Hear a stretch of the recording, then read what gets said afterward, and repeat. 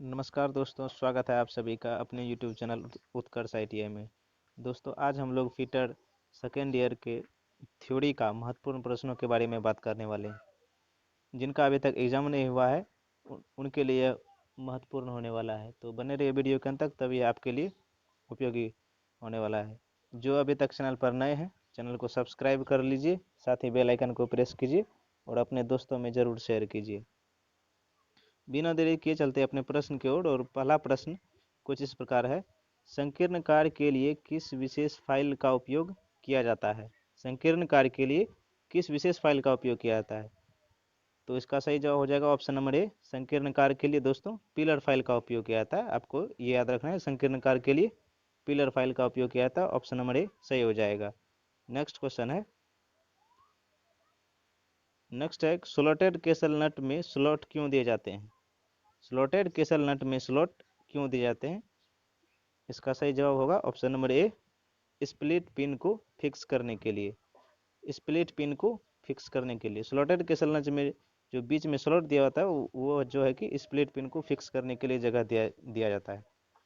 Next question है, यहाँ पे एक लिमिट गेज का फिगर दिया हुआ है।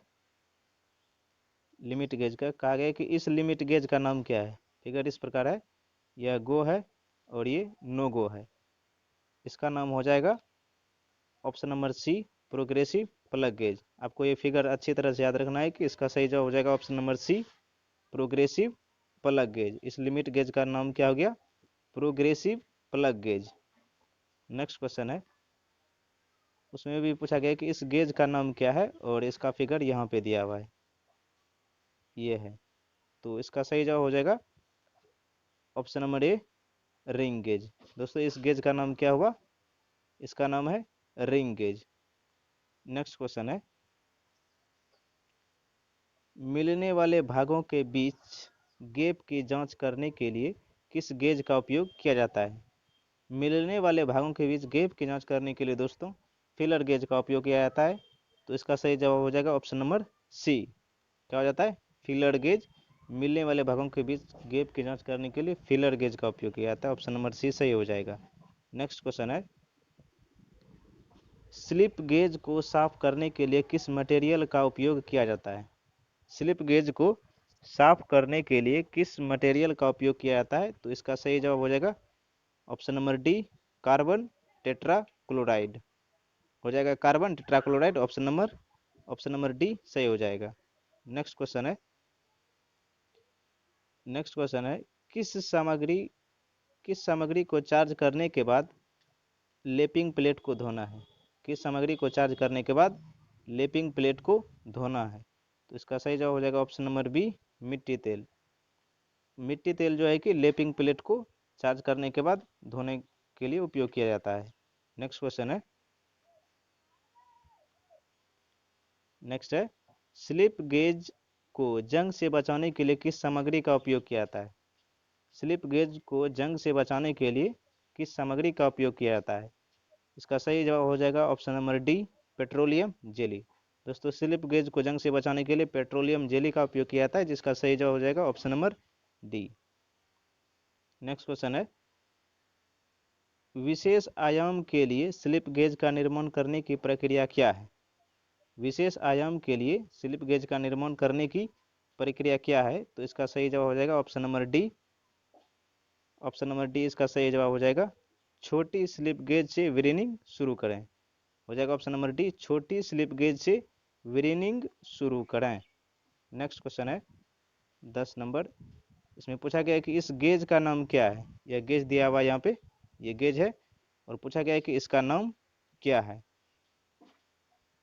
इसका नाम दोस्तों हो जाएगा option number D, adjustable snap gauge. इस गेज का नाम हो जाएगा एडजस्टेबल स्नैप गेज। आपको फिगर याद रखना है ध्यान में। इसका नाम हो जाएगा option number D, adjustable snap gauge. Next question है, किस फिनिशिंग प्रक्रिया में डायमेंशनल एक्यूरेसी की हाई डिग्री होती है? पूछा गया है कि किस फिनिशिंग प्रक्रिया में डायमेंशनल एक्यूरेसी की हाई डिग्री होती है? ऑप्शन ए में है फाइलिंग, और ऑप्शन बी में है टर्निंग, सी में है ग्राइंडिंग, डी में है लेपिंग। तो इसका सही जवाब हो जाएगा option number D, lapping. Lapping जो है कि इसमें फिनिशिंग प्रक्रिया की हाई डिग्री होती है। नेक्स्ट क्वेश्चन है, किस अपघर्षक एब्रेसिव का उपयोग नरम इस्पात और अलोह धातुओं के लेपिंग के लिए किया जाता है? किस अपघर्षक यानी एब्रेसिव का उपयोग नरम इस्पात और अलोह धातुओं के लेपिंग में जो है कि किस अपघर्षक एब्रेसिव का उपयोग किया जाता है? इसका सही जवाब हो जाएगा option number D, fused alumina. क्या हो जाएगा? Option number D, fused alumina. आपको याद रखना है, फ्यूज्ड एल्यूमिना नरम इस्पात और अलोह धातुओं के लिए अपघर्षक। नेक्स्ट है, लेपिंग प्लेट की नेक्स्ट क्वेश्चन है, लेपिंग प्लेट की सतह पर ग्रूव्स क्यों प्रदान किए जाते हैं? लेपिंग प्लेट की सतह पर ग्रूव्स क्यों प्रदान किए जाते हैं? तो इसका सही जवाब हो जाएगा ऑप्शन नंबर सी, अपघर्षक को बनाए रखने के लिए। अपघर्षक को बनाए रखने के लिए लेपिंग प्लेट की सतह पर ग्रूव्स दिया जाता है, अपघर्षक को बनाए रखने के लिए। नेक्स्ट क्वेश्चन है, यह जो एक बॉक्स टाइप का दिया हुआ है, इसमें पूछा गया है कि सरफेस हार्डनिंग करने की विधि क्या है? सरफेस हार्डनिंग करने की विधि क्या है? तो इसका सही जवाब हो जाएगा ऑप्शन नंबर बी, पेक कार्बोडिजिंग। आपको याद रखना कि ये पूरी तरह से पेक किया हुआ है। यह हार्डनिंग की एक विधि है, पेक कार्बोडिजिंग। आपको इस तरह से याद रखना है कि यह पूरी तरह से पेक है, बॉक्स टाइप का है। तो हो जाएगा आपका सही जवाब option number B, pack carburizing, carburizing. Next question है, नेक्स्ट आपका हो गया, इसमें पूछा गया कि सरफेस हार्डनिंग करने की विधि क्या है? इसमें भी पूछा गया है कि सरफेस हार्डनिंग की विधि क्या है। इसमें एक फिगर दिया हुआ है, इसमें फिगर दिया हुआ, पूछा गया सरफेस हार्डनिंग करने की विधि क्या है। तो इसमें दोस्तों आपको इस प्रकार से याद रखना कि यहाँ पे देख लीजिए फ्लेम जल रहा है, यहाँ पे क्या जल रहा है? फ्लेम जल रहा है। तो इसका सही जवाब हो जाएगा option number C, flame hardening. क्या हो जाएगा? फ्लेम हार्डिंग हो जाएगा। फ्लेम जल रहा है तो फ्लेम हार्डिंग। ये फिगर दिया हुआ, ध्यान में रखना है, option number C, flame hardening. Next question है 16 नंबर, 400 डिग्री सेल्सियस से नीचे के तापमान पर कठोरीकृत स्टील को पुनः गर्म करके फिर ठंडा करने के लिए किया गया ऊष्मोपचार प्रक्रिया का नाम क्या है? कठोरीकृत स्टील को 400 डिग्री सेल्सियस पर गर्म करके फिर ठंडा करना है, तो उस ऊष्मोपचार प्रक्रिया का नाम क्या होगा? इसमें ये पूछा गया। तो इसका सही जवाब हो जाएगा ऑप्शन नंबर सी, टेम्परिंग। क्या हो जाएगा? 400 डिग्री सेल्सियस से कठोरीकृत स्टील को पुनः गर्म किया जाता है और उसको फिर ठंडा किया जाता है, तो उस ऊष्मोपचार प्रक्रिया का नाम क्या है? उस हीट ट्रीटमेंट प्रक्रिया का नाम हो जाएगा option number C, tempering. Next question है, स्टील स्टील में टेम्परिंग प्रक्रिया क्यों की जाती है? स्टील में पूछा गया कि स्टील में टेम्परिंग प्रक्रिया जो है कि क्यों किया जाता है? तो इसका सही जवाब हो जाएगा ऑप्शन नंबर डी, कठोरता और टफनेस को रेगुलेट करने के लिए, to regulate hardness and toughness. कठोरता और टफनेस को रेगुलेट करने के लिए ऑप्शन नंबर डी सही हो जाएगा। नेक्स्ट क्वेश्चन है 18 नंबर का, स्टील में एनीलिंग का उद्देश्य क्या है? स्टील में जो एनीलिंग किया जाता है, हीट ट्रीटमेंट का एक विधि जो हुआ, स्टील में एनीलिंग क्यों किया जाता है?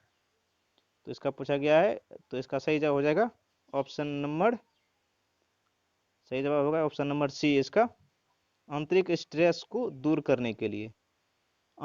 स्टील में एनीलिंग क्यों किया जाता है? तो आंतरिक स्ट्रेस को दूर करने के लिए एनीलिंग का उपयोग किया जाता है। नेक्स्ट क्वेश्चन है, पूछा गया कि इसमें इस की का नाम क्या है? इस की, यहाँ पे एक की दिया हुआ है, देख लीजिए आप, एक यहाँ पे की दिया हुआ है जिसका नीचे की यानी कुंजी स्थान नीचे है, ये पूरी तरह से इसमें बैठेगा। तो इसका सही जवाब हो जाएगा ऑप्शन नंबर बी, फेदर की। ये की जो है ये ध्यान में रखना है, इसका सही जवाब होगा ऑप्शन नंबर बी, फेदर की। इस की का नाम हो गया feather key, option number B. Next question है, कुंजी का उद्देश्य क्या है? कुंजी की का उद्देश्य क्या होता है? कुंजी का उद्देश्य क्या है? इसका सही जवाब हो जाएगा ऑप्शन नंबर ए, टॉर्क को संचारित करने के लिए। टॉर्क को संचारित करने के लिए ऑप्शन नंबर ए सही हो जाएगा, टू ट्रांसमिट टॉर्क।